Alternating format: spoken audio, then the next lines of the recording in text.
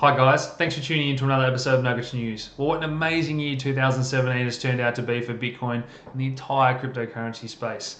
Let's take a look back through the year that was, the news events and occurrences that drove the markets in 2017. I also want to make a few predictions for 2018, things I think are likely to occur. So I've been in this space since 2012. The first half of the year was relatively tame with the market cap starting off under $20 billion. We then started to see a pickup in price and interest from the general community throughout the middle of the year and certainly the latter half of the year. It was a rocky road, a number of corrections along the way, but if you followed the channel, you know I was predicting a monster rally into the end of the year. We certainly got that with the total market cap of cryptocurrency surpassing $600 billion from those humble beginnings below 20 billion. So let's take a look at a historical snapshot on CoinMarketCap here from January 1st, and a number of your favorites here have since seen 100x growth. So take a look back down that list. A number of those coins that are household names in the crypto community are a long way down this list. Well done to anyone that took a punt in this space, took the time to learn and read about cryptocurrency and invest in the first half of the year. You've been greatly rewarded. So the first real news event that started to give legitimacy to this space was Japan adopting Bitcoin as legal tender, and those retailers and businesses that started accepting Bitcoin saw a pickup in growth. You know, tourists, everyone spending their Bitcoin at these businesses after Japan's economy has been stagnant for such a long time. It was a noticeable impact, certainly made headlines for a lot of people that were calling Bitcoin a speculative, dark net currency, that a country of note was now using this as legal tender.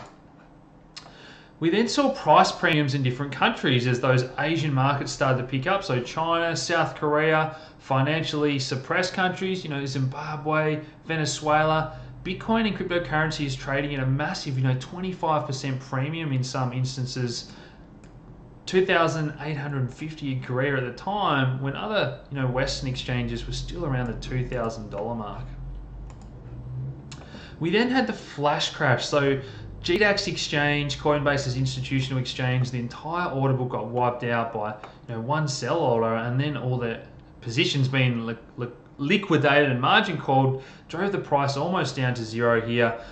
A theme that I think we're going to see a move away from towards these decentralized exchanges to some degree for more tech-savvy users in 2018, as a number of exchanges are having issues, particularly recently here in Australia, with banks and financial institutions that you have to deal with the on-ramps and off-ramps getting into the cryptocurrency world.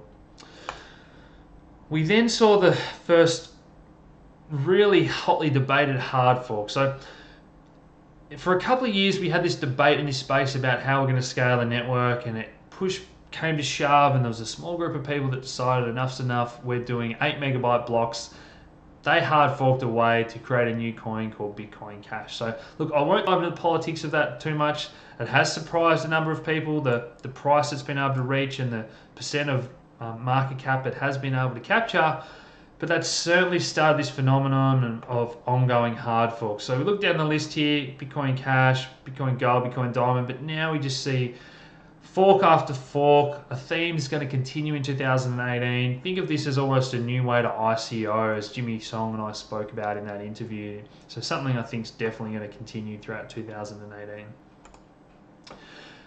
The next thing I want to talk about is Ethereum. So we saw the rise of the ICO. Ethereum grew exponentially in price, but also the ICOs and the projects launching on the Ethereum platform, raising funds in terms of Ethereum. And we saw projects, there was a few in 2016 and 15. So, we saw last year DGX and the DAO, but a number of these coins now, 21,000 ERC20 token contracts on top of Ethereum at present. A lot of these getting hundreds of millions of dollars in a matter of minutes. I certainly think we're in an ICO bubble of some degree, and that's all going to cool off a little bit in 2018, and people are certainly going to be more selective about what coins and projects that they invest in next year, and whether or not a lot of these smaller tokens are deserving of these huge market caps, especially when they first launched. We've got to remember that these are small, risky, cutting-edge technology tech projects where things can go wrong.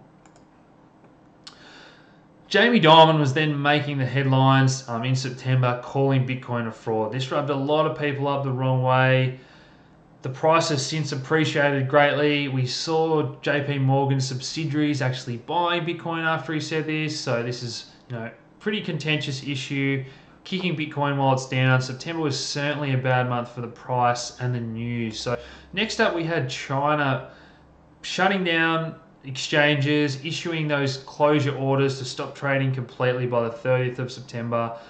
Those exchanges have been responsible for a large percentage of Bitcoin and all cryptocurrency volume. So a lot of people saying that, hey, is this the end? This is really bad news. Is this going to start to happen in other countries?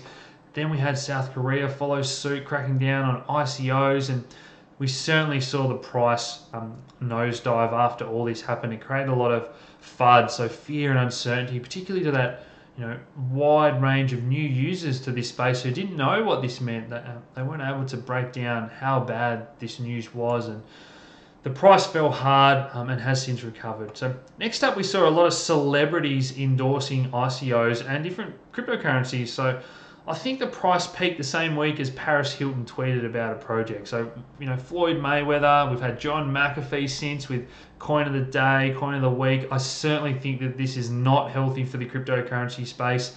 Doesn't encourage natural growth of these projects, allowing them to develop along their roadmap and tick their goals with celebrities pumping the price. Something I think the SEC and other governments and regulatory bodies are going to crack down on in 2018. We then had exponential user growth in this space by this stage in November. So Coinbase added 100,000 users in one day, surging interest. A number of exchanges were struggling to keep up with the demand of people, getting their documents verified, opening accounts, getting money into those accounts, getting verified and buying. But we saw exponential user growth in all these social media platforms. So cryptocurrency Reddit here, I remember when this was just in a few thousand readers. It's now up to hundreds of thousands of readers. We saw the same for Facebook groups, Slack channels, all those sort of social media get-togethers of people wanting to talk about, read and absorb knowledge from the other people that have been in this space longer than them. We certainly saw a huge influx of new people into the crypto space. We then had that whole debate about SegWit and the 2x, the second part of that hard fork. And again, I don't want to dive into the politics, but the community couldn't reach consensus. The 2x part was called off. Again, this was a lot of relief for people that were waiting to see what was going to happen, and the markets really started to run hard after this was called off, and basically the green light. But this did mean that we have seen, a bit of a backlog of transactions. The network is certainly congested. We're waiting for more people to upgrade to the SegWit addresses and start using that. So, Coinbase and a few of the large exchanges and wallet providers, we really want people to start to implement SegWit and clear that backlog of transactions in the memory pool. And scaling is going to be a hot topic for Bitcoin, Ethereum, and all cryptocurrencies again in 2018. We then saw the arrival of futures. So Wall Street had its first real way to, sink its teeth into Bitcoin. So CME launched futures trading, CBOE then followed suit. A lot of people were worried about, is this bad now that the big boys at Wall Street can short Bitcoin? But price actually rose to over $20,000 on the first day of trading. It has since pulled back a little bit. The jury's still out as to whether or not this is overall a good thing for the crypto community, especially because these are cash settled. So no underlying Bitcoin is actually traded.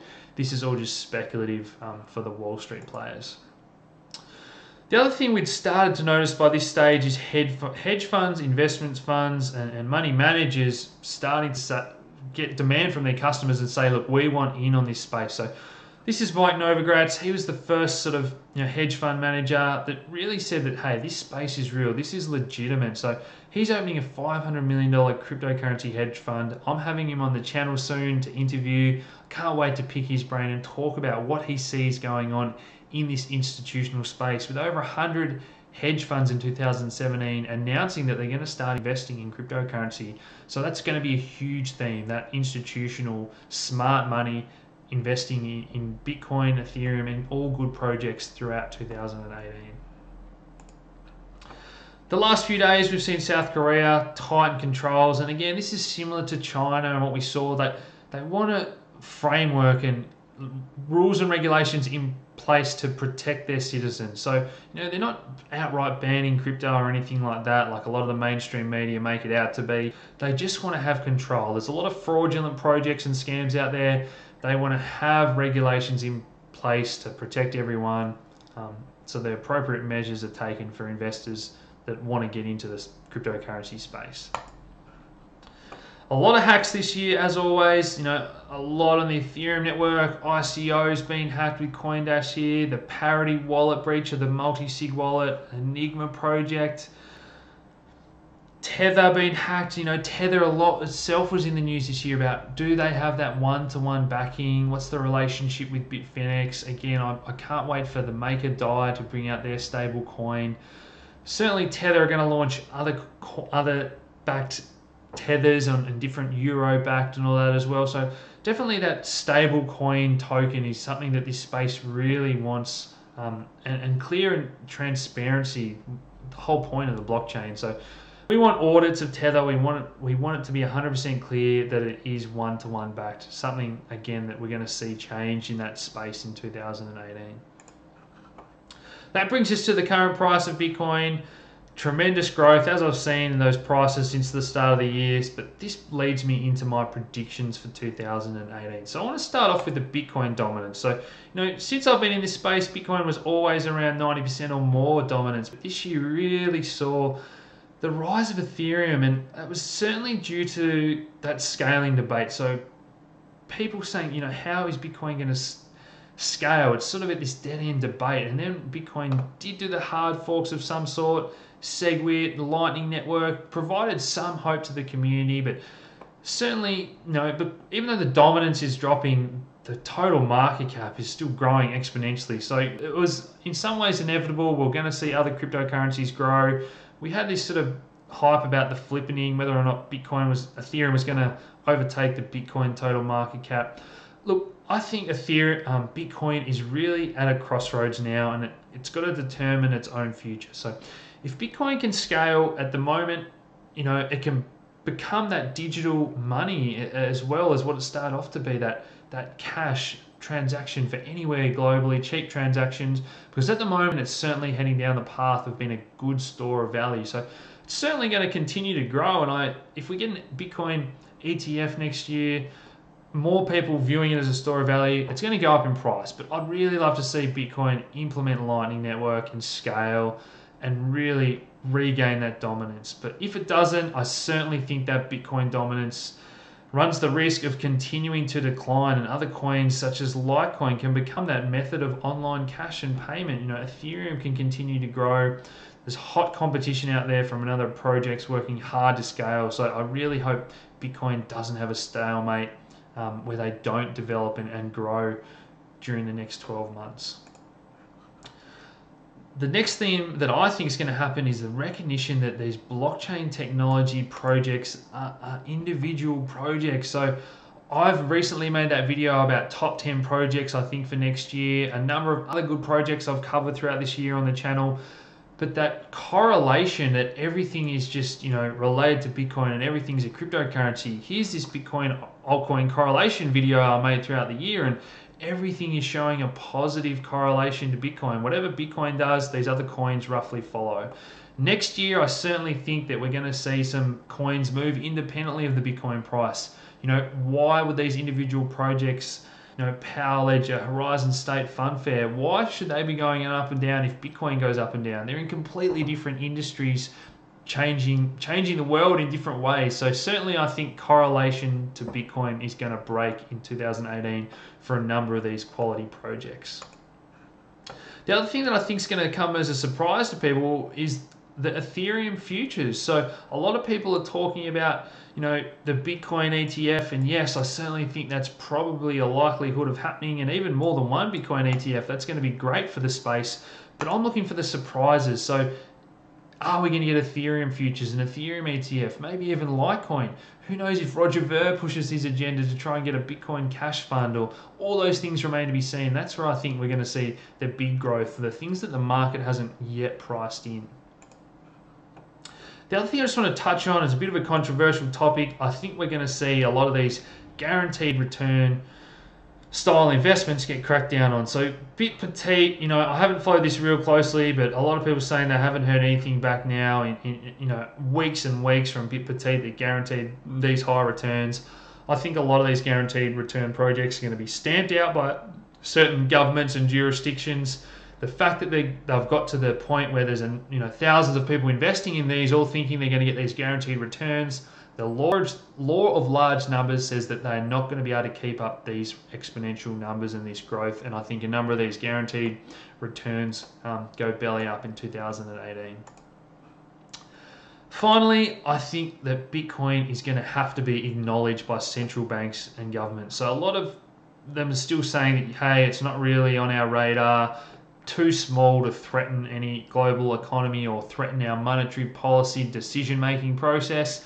I think next year Bitcoin and cryptocurrency really start to become a hotly debated topic by governments and central banks. So 2017 was certainly the year of mass awareness, but I think next year is the year of mass adoption, where people start using cryptocurrency more in their everyday lives. These unique individual projects get recognized and invested in by institutional money, and more people start to realize that, hey, this isn't just a speculative investment. Blockchain technology is going to change the world in a lot of ways. So I hope you've enjoyed this video, guys. Please hit like, share these videos around, subscribe if you haven't already, and as always, thanks for tuning in, guys. Cheers.